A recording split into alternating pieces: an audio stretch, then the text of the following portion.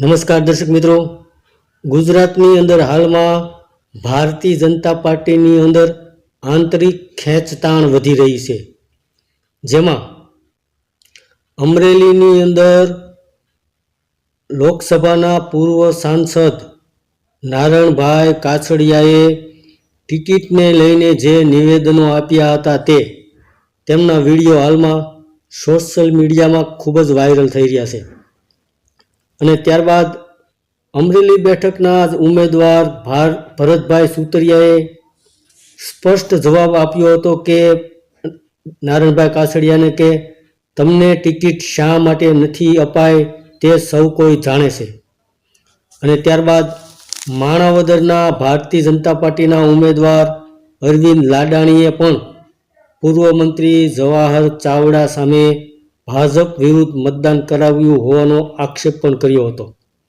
અને ત્યાર પછી ઇફકોના ચેરમેન તરીકે ચૂંટાયા બાદ દિલીપભાઈ સંઘાણીનું અમરેલીની અંદર સન્માન સમારોહ, જેમાં નાયબ મુખ્યમંત્રીની હાજરી, પરસોત્તમભાઈ રૂપાલાની હાજરી અને અમરેલીના ધારાસભ્યોની ગેરહાજરી, આ બધું એવું સૂચવે છે કે ભારતીય જનતા પાર્ટીની અંદર હાલમાં કંઈક રંધાઈ રહ્યું છે.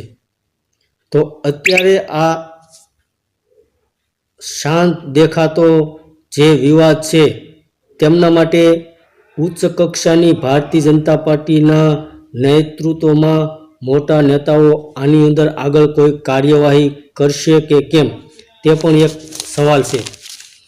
તો ગેરશિસ્ત અને પાર્ટીની અંદર કોઈ પણ પ્રકારનો નિર્ણય તેમની સામે પગલાં ભરવાનું તો ઠીક, નિવેદન આપવું એ પણ ભારતીય જનતા પાર્ટીમાં પહેલાં નહોતું.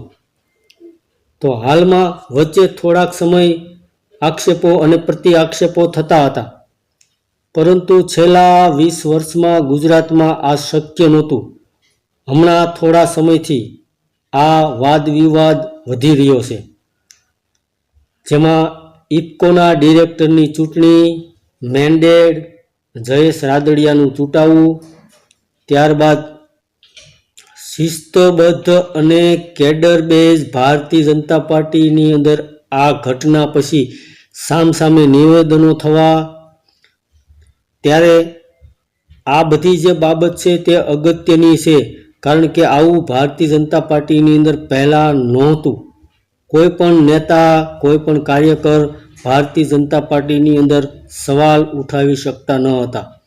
અને સહકારી ક્ષેત્ર હાલમાં વર્ષો જૂનું છે. ભારતીય જનતા પાર્ટી પણ 2 દાયકાથી તો તેના પર વર્ચસ્વ સ્થાપી રહી છે, પરંતુ તેમાં ચૂંટણી લડવા માટે જે મેન્ડેટની પ્રથા નહોતી. તો ભારતીય જનતા પાર્ટીમાં પ્રદેશ પ્રમુખ CR પાટીલે કહ્યું પણ ખરું કે સહકારી ક્ષેત્રમાં અન્ય પક્ષના લોકોની સાથે ભાજપના કાર્યકર્તા અને નેતાઓને ઈલું કરતા, એટલે કે સાંઠગાંઠ કરતા સહકારી અગ્રણી અને પૂર્વ સાંસદ દિલીપ સંઘાણીએ પાટીલની આ વાત જે હતી તેમનો ધારદાર જવાબ આપ્યો હતો. અને તેમણે કહ્યું હતું કે ઈલું તો તેને કહેવાય જો કોઈ કાર્યકર કોંગ્રેસમાં સવારમાં કોંગ્રેસમાં હોય અને બપોરે ભાજપમાં આવી જાય અને સાંજે તેમને ટિકિટ આપી દેવામાં આવે. તો આવા જે પ્રતિ આક્ષેપો અને આક્ષેપો, સવાલોના જવાબો દેવાઈ રહ્યા છે તે તો હવે સવાલ એ ઉદ્ભવે છે કે ચૂંટણીનું પરિણામ 2024ની લોકસભાની ચૂંટણીના પરિણામ 4 જૂને આવે પછી ભારતીય જનતા પાર્ટીની પ્રદેશ અધ્યક્ષો કોની સામે પગલાં લેશે? જેમણે નિવેદન કર્યા છે તેમની સામે પગલાં લેશે કે જેમના વિરુદ્ધ આક્ષેપો થયા છે તેમના વિરુદ્ધ પગલાં લેશે? આજે આ સ્થિતિમાં રાષ્ટ્રીય સ્તર પર પક્ષ જેટલો મજબૂત છે તેઓ ક્યારેય મજબૂત નહોતો.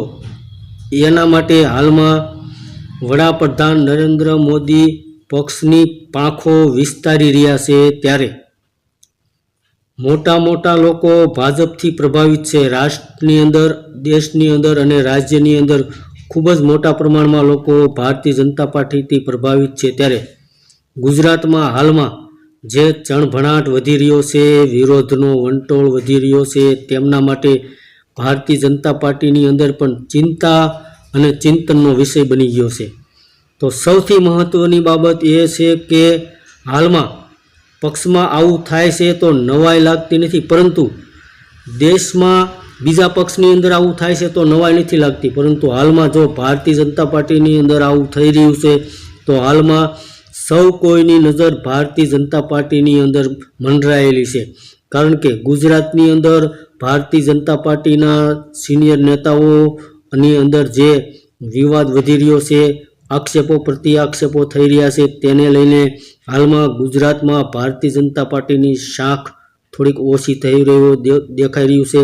પ્રતિષ્ઠામાં થોડો ઘટાડો થઈ રહ્યો દેખાઈ રહ્યું છે, કારણ કે હાલમાં ભારતીય જનતા પાર્ટીની અંદર જ તે ખેંચતાણ વધી રહી છે. તો દર્શક મિત્રો, આવનારો સમય જ બતાવશે કે ભારતીય જનતા પાર્ટીના ઉચ્ચતમ નેતાઓ, મોટી નેતાગીરીના જે નેતાઓ છે તે આ વિવાદને લઈને શું નિર્ણય લેશે. ધન્યવાદ દર્શક મિત્રો.